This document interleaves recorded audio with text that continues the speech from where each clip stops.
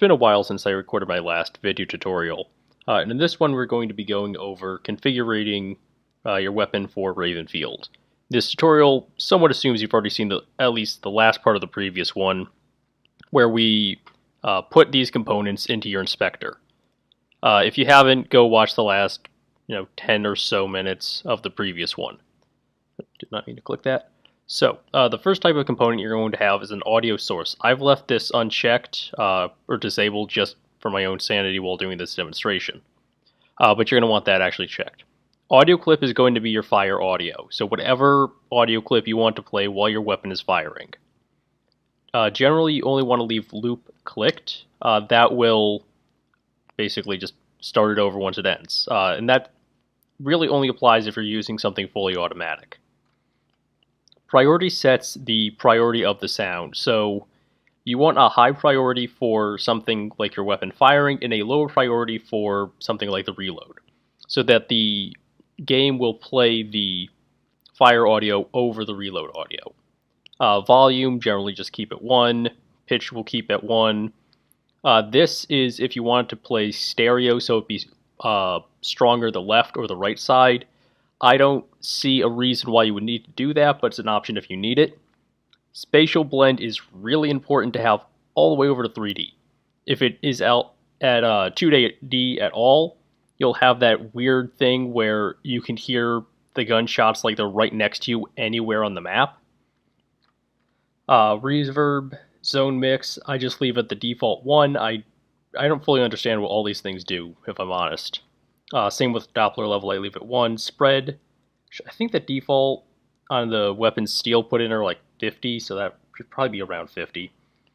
Roll off dictates how the sound will dissipate over distance.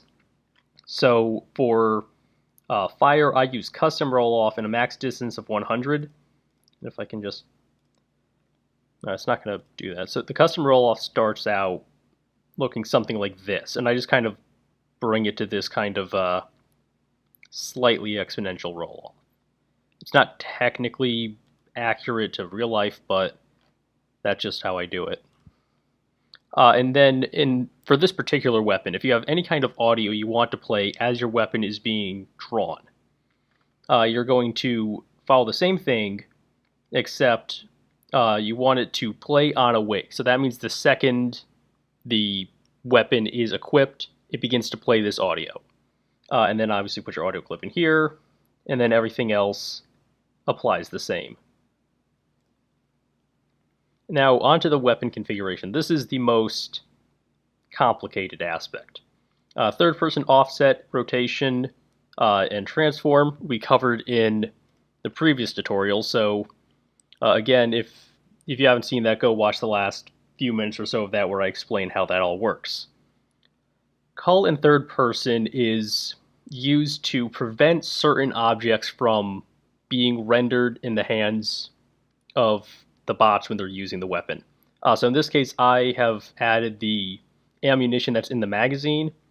I'm pretty sure that this helps slightly with performance because it's just a few less faces that have to be rendered. But you can also use this if you have like a clip or something that kind of floats off to the side when not in use. So just to demonstrate how this works, we're going to take the magazine object and drag and drop into here. And when we load up the scene, you'll notice that the bot does not have a magazine in his weapon. And then size is just how many. Third person scale affects the scale in third person. If you set everything up right in Blender, that should always be 1. Now onto the actual configuration of your weapon.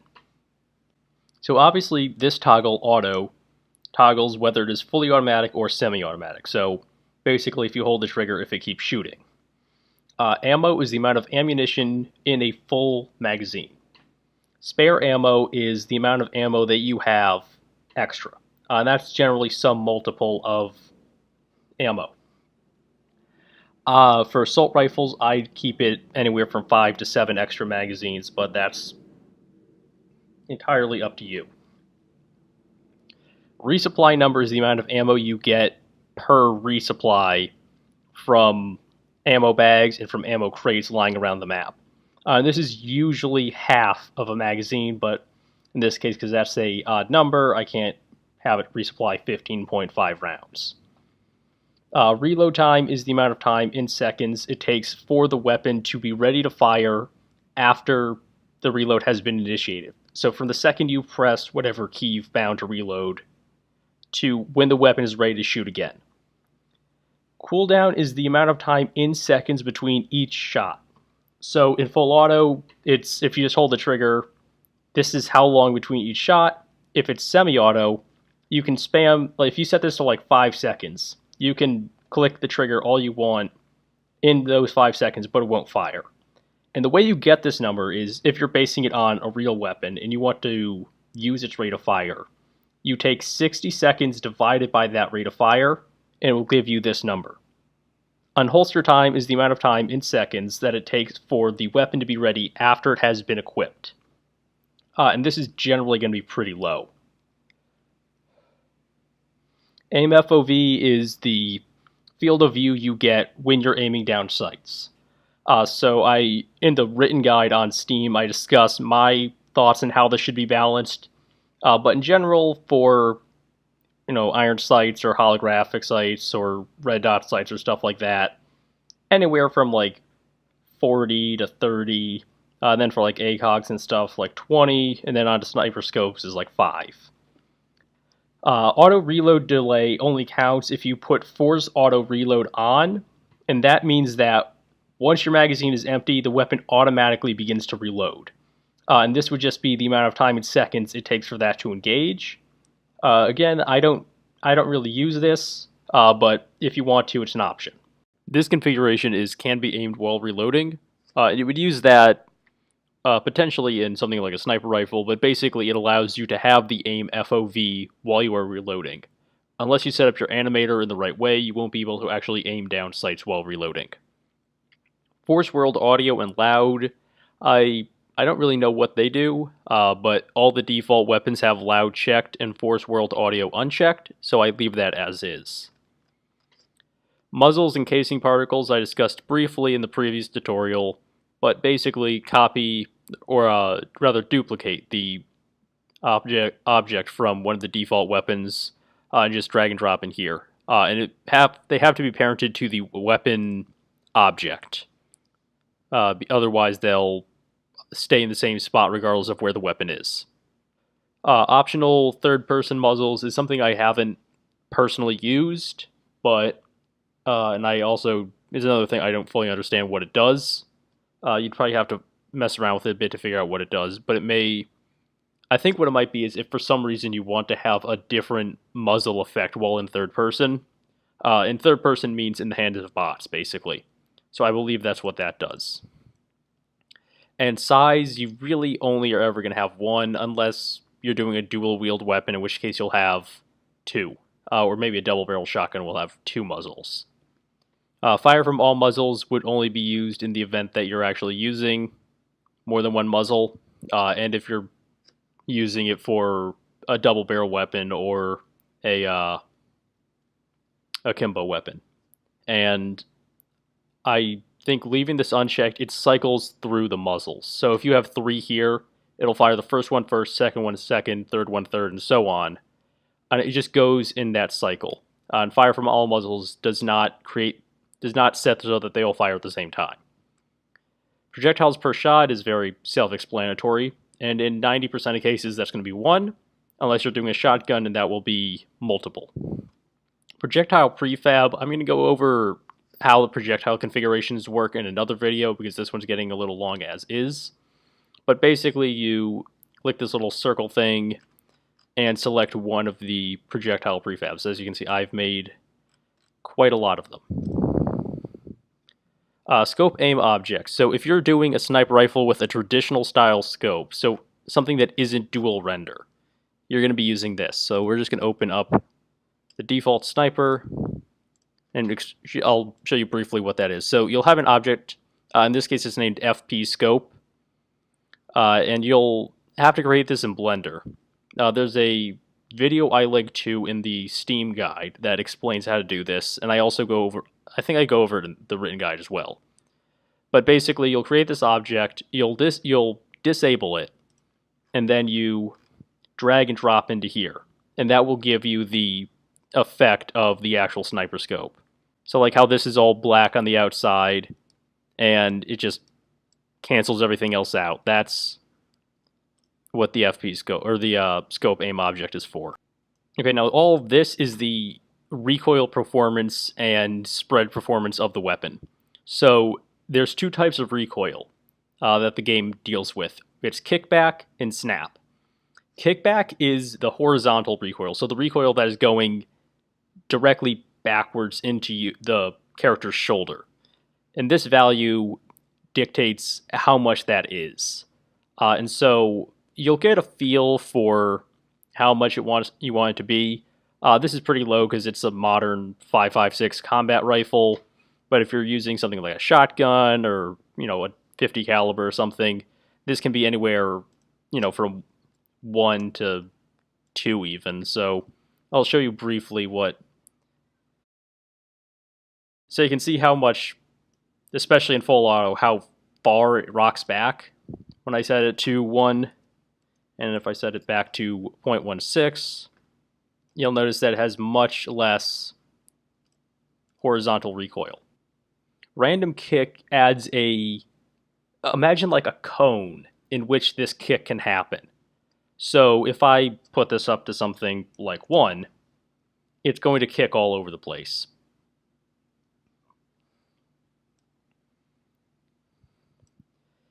I don't ever see a reason you would need to have something as high as 1 in there. It's generally a very small number, in this case 0.03. Spread is the starting spread of the weapon. So the spread is the circle that it creates on the target if you were to shoot. So most of the time you're going to have a very low starting spread. Follow-up spread gain is how much additional spread is gained per shot. So in this case it's 0.02. And then this is, sorry these are a bit cut off, but this is max spread while hip firing, and this is max spread while aiming down sights. So in this case, you're getting to your max spread very quickly if you're aiming down sights, and in about 8 shots or so when you're hip firing. So just to demonstrate what the difference is, so this is a spread of 0.02.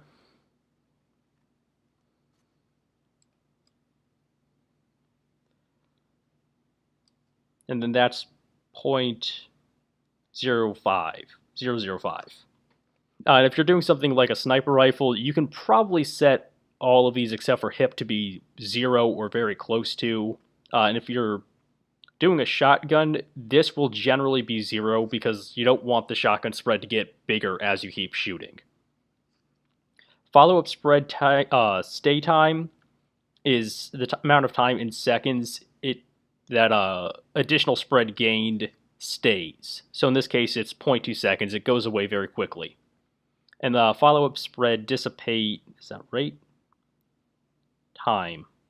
I actually don't know what the difference is between those two. But generally these are going to be low for something like an assault rifle or submachine gun, a little higher for something like a sniper rifle or a light machine gun. But this is all however you want to balance it. Now, snap is the second type of recoil performance that the game deals with, and this is the vertical recoil, so like the muzzle flip. So in this case, since it's a 5.56 rifle, it's pretty low, but if I set it to something like 1, it's going to have quite a bit of vertical recoil. And you'll notice it looks kind of janky. And that's because of these two. So snap duration is how long it takes for that snap to happen. So if you have, you're generally going to, there's no set in stone way to set these all up. You just have to mess around with the numbers a little bit until it starts looking right. But generally, if you have something like a sniper rifle, you're going to have a high snap magnitude and a long duration, so maybe 0.8 seconds. So that you have that nice really high kick and it takes a moment for it to come back down. And frequency sets how often the snap can take effect. I believe this is number of times per second, but I could be wrong on that. And that's something you're also just going to have to mess around with until it looks right. AI allowed aim spread. I don't fully understand what this does. I've tried different numbers and haven't really noticed a difference when the AI is using them. But all the default guns have it at 1, so that's why I leave it at. Now these F allowed and F against are dictating to the AI how it can use it. So you have 3 options: no, yes, preferred. So no means the AI will never use it against that enemy type. Yes means that they will, and preferred means that this is their like go-to. So, for example, if you're using a rocket launcher, you'd probably set armored, which is the tank and the attack boat, to preferred, so that if the AI sees one of those vehicles, it's going to go right for the rocket launcher. And you might set it to yes for unarmored, which is the Jeep, the quad, and it will still engage those enemies with the rocket launcher, but it's not going out of its way to hunt those down, if that makes any sense. And then infantry is just a single soldier. Infantry group is obviously a group. Air is the helicopter, the transport, and the attack. Air fast mover is the bomber and the fighter. And since this is an assault rifle, it's preferred against infantry, and it is effective against the quad and the Jeep, because the AI will actually try to shoot the AI out of it, the other AI out of it, if you're using the right kind of projectile. In effective range, this only affects the AI. If the AI sees it, so this is set at 120 in-game length, which is roughly equivalent to meters. So if the AI sees a target within 120 meters, it will use this gun. But if you have a target at 150 meters, it won't. And I generally keep this much lower than the actual real-life effective range, because, a 5.56 combat rifle is effective out to like 400, 500 yards. But because of the way the AI is, they'll just be blowing you away from across the map with something like this, and that's a bit silly. Pose, I don't really know what this does. I've tried a few different numbers, and it's kind of hard to pin down what it does.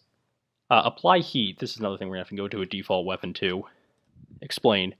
And this is on the default HMG. Oh, actually, while we're here, the ammo, if you set it to have a -1 ammo, you get the little infinity symbol.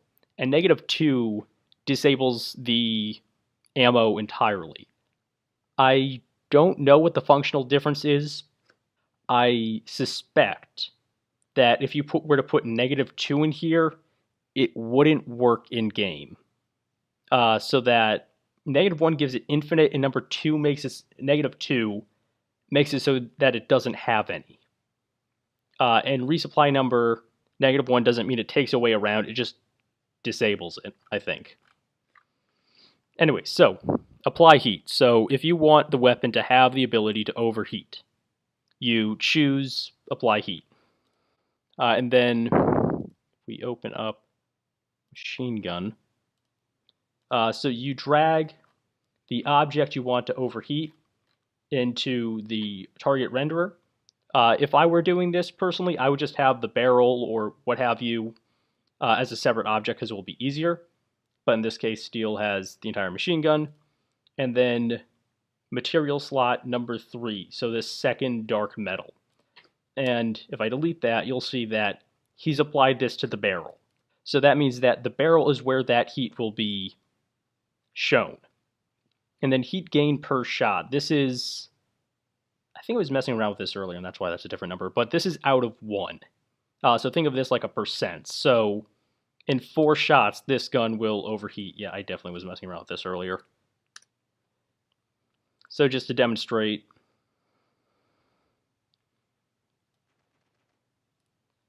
So you'll see it in about 4 shots it overheats. It took a little more because of the heat train rate, which I'm going to get to in a moment. And you can actually use this to create burst fire. So let's actually, I think I have a test of this somewhere. So yes. So this is just a version of the M16 I was messing around with to try out burst fire, and this actually works really well. So what you do is, so I want a 3-round burst. So I set the heat gain per shot to 0.45, so that no matter what, it will always get to 103 shots. And the heat train rate is 0.8, which is pretty high, so that it is able to put out another burst pretty quick. Yeah, so I'm holding down the trigger. Actually, I should, if I were to actually release this, I would probably increase the heat train rate. But if I just hold down the trigger, you can see how that works. And you can obviously change that to whatever you want. Heat train rate, let's put that at 1. And heat train rate, the higher the number, the faster that heat trains. And you may have noticed that on the HMG, I initially had it set to 1,000, and that effectively disables it. It just makes it so that drains almost immediately. Yeah, so that's how you can do burst fire. So back to the machine gun, because this actually has the more advanced stuff in it. And then the heat color. So let's just change this to a nice pink for the sake of demonstration. So this is the color that the barrel will, or whatever object you have overheating, will slowly turn as it overheats. So you can kind of see it turn that pink color when it overheats. But generally you're going to have this like a orangey brown or something. It was roughly that. And then heat color gain. This is a curve that shows how that progresses over time. For some reason, Steel has elected to have this rather complicated curve, but you could probably just use something like this. But that's entirely up to you and how you want to do it. Overheat particles, unless you're good at particle systems, I'd recommend just using the default one. And this is in this case, the smoke that comes off the barrel as it overheats. And then the overheat sound is obviously the sound that plays when the overheat occurs. So back to the K2. Now, this is the new one in the chamber system. So if you're not terribly familiar with how magazine-fed weapons work, so this is a 30-round magazine. But if I were to load this into the gun, pull back the charging handle, now there's one bullet, what they call in the chamber. So there's where the bullet sits as it's waiting to be fired. So I can take this magazine out and put in another 30-round magazine, and now I have 31 total bullets ready to shoot. They call this 30 plus 1 capacity. So what you're able to do with this is you're able to implement that system. So first thing you're going to do is click this use max ammo per reload. And this is the magazine size. So in this case, this is like I said, a 30-round magazine. And then max ammo rating after reload, or after drop, is 1.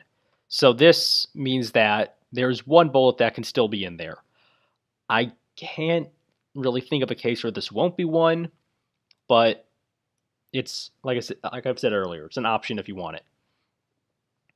And then this drop ammo when reloading, so this simulates the idea that you just drop this magazine, it's gone. You lose that ammo. So I'll just use the example of Battlefield 4. So if you've played that game in normal mode, in multiplayer, and you shoot like 10 bullets out of your magazine, or you reload, you keep those 20 bullets. But if you're playing hardcore mode, and you fire 10 bullets and reload the magazine, those 20 bullets are gone. You don't get them back. So that's personal preference. Advanced reloads, I'm going to cover in a separate tutorial about doing advanced reloads and dynamic reloads, because this is somewhat complicated. I'm currently actually using a outdated version of the tools pack for various reasons, but there's a new reverb system that allows you to choose reverb type, and it's pretty self-explanatory. Now, reload audio is an audio that will always play when you reload. And I'm currently going back to using this because I was previously using a sound bank, but that was creating issues. But this is a object that's in your weapon, or you could just duplicate it from one of the default weapons. And you set it up, so this is the reverb audio, but it's a little different, but you set it up like any other sound, and you drag and drop it into the reload. UI sprite is the little icon that shows up in the menu when you're using it. So we'll launch this. In this case, this is what it looks like. This is something you have to make in Blender, which is something I explained how to do in the Steam guide. But when you import it into Unity, make sure the texture type is changed to Sprite UI, 2D and UI. And that will allow it to actually work, otherwise you get this solid white box. Arms, you drag the hands object into there. And I think in some versions of the tools pack, the arms are called cube, but the object that is the arms, you drop into there, and then allow arm mesh replacement. This means that the arms will change color or change their appearance if the person who's made a map has elected to do something with that. Sound bank is something I'm going to cover in the tutorial on reloads because this is mostly applicable to that. So that covers everything that I was hoping to get to today. If you have any questions, please leave a comment. I'll do my best to answer it. Otherwise, thank you for watching.